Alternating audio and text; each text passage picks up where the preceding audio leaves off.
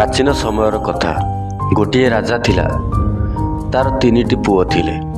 से राजा जनक सबुबले विचार करे जे से तीन जनक मध्यरु काहाकु राजा करिबि, काहेकि तीन जन जाक बुद्धि आ युद्ध विद्यारे पारंगम थिले। से तीन जनक मध्यरु जनकु राजा करबाकु गला बेलकु समस्तिंकर बुद्धि परीक्षा करबा आवश्यक थिला।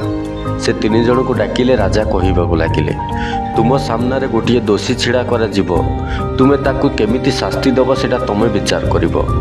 प्रथम राजकुमार जीए थिला से कहबाकू लगिला, दोषी जीए से दोषी ता मुंड काट हबो।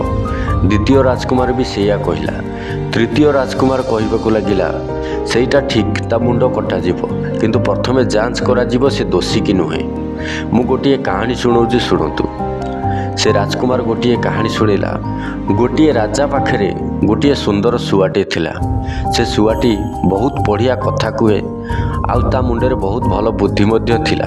सेतिपई राजा ताको बहुत भल पाती, जोटा कि से शुआर बहुत ताज बढ़ई दिए। सेतिपई से शुआ गोटे थर राजा पाखे जिद करने लगिला जे मु मो माता पिता पाखक जीवी। राजा कहबाकू लगिले, ठीक अच्छी तू जीवु, किंतु तते 5 दिन मध्य मो राज्य को पुणी फेरवाक अच्छी, आसिक तू मो राज्य पुणी रहिबु। से शुआ सेठू चली आसला। 5 दिन जाए निज माँ बापा सहित बुलवाक लगिला। सेठी बहुत खुशी रे ता दिन बीतु थाए। 5 दिन बीतीगला। से राज्य को फेरी आसवाक विचार कला।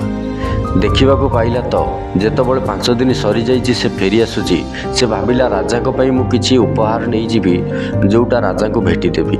से आसवा समय रे गोटे अंगूर गछ पाखे पहुँचला, जो अंगूरटी खाइबा मात्र मनीष अमर हो जाए, किंतु सेठी संज हो जाइथिला। सेठी आसी से अंगूरटी छिड़ेला, किंतु जो अंगूरटी को से छिड़ेइथिला सेटा को सापटी कामुड़ी देइथिला, जोटा कि से जानि नथिला। जोथिपई से अंगूरटी को आनिके पुणी राजा को पाखे पहुँचला।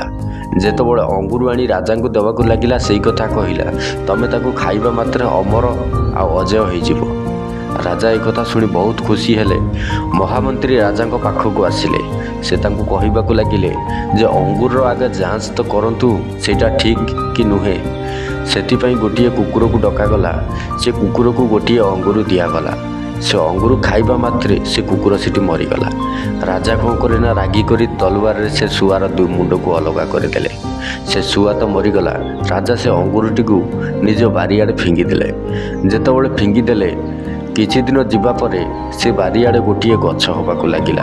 राज सिंहासन सेमती चलू थाए। राजा सबुबले विचार करती ए अंगूरटी होउची विषाक्त, आकु जी भी खाइब से मरीजिव। से शुआ मते आनी करी देइथिला। किंतु से गछ मूले गोटे दिन गोटे वृद्ध लोक आसिक बसिले। तांको पाखरे गोटे अंगूर पड़िला। से अंगूरटी को खाइबा मात्रे एकदम जवान हो गले, जहा फल से राजा ताकू देखिक आश्चंबित हो गले।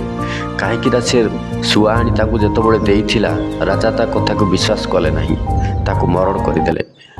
किंतु एइटा राजा जेते भी पश्चाताप कले तापर भी बुझी पारिलेनी। किंतु ए गोटे कथारू आमको गोटे जिनस शिखिबाकू मिले जे भूल करिबा परे पश्चाताप करिबा पूर्वरु, भूल करिबा पूर्वरु पश्चाताप करिनबाटा होउछि ठीक।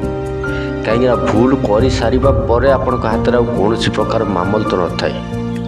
सेतिपई भूल करने पूर्व 10 थर भाविबाकू चिंता करंतु, ताहले आपण भूल करूचंती कि ठीक करूचंती सेटा ठीक भाव में जानी पारिबे। आ भूल कर सारिबा परे जदि आपण 1000 थर भाविबे, ताले कौन प्रकार सफलता आपन को मिल पारि।